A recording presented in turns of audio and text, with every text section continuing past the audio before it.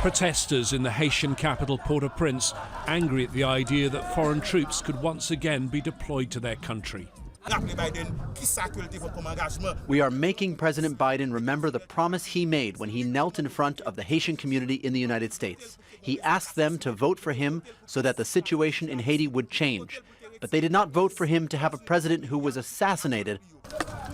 Haiti has a troubled history, but the situation has rarely been as grave as this. It's a place crippled by violence and disease. Cholera is spreading. More than 20 people have died. Many more have contracted the disease. There is an economic, food and fuel crisis too. The UN says 19,000 people in the capital are living in famine conditions. There are shortages of fresh water. Some hospitals are preparing to close.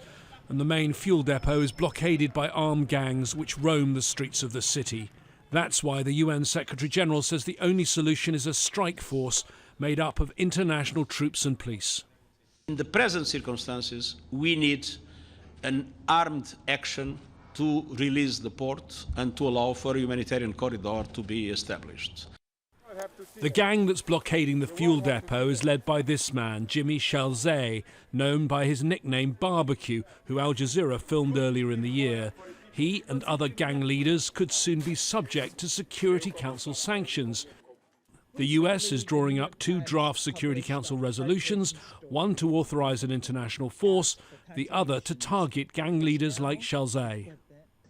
He is directly responsible for the devastating fuel shortage that is crippling the country.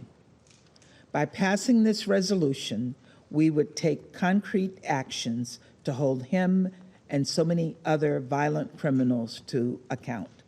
There are still many unanswered questions. The US is drawing up the 2 resolutions, one of which would create the international force, but would it contribute to it, and which other countries would do so? It's also not clear how other members of the Security Council will respond to this idea. Already, China and Russia are expressing reservations. The view of the Haitian people is also important. The protest that took place on the streets of Port-au-Prince at exactly the same time the Security Council was meeting may prove sobering for some. A number of people were carrying Russian flags as they protested a new international intervention.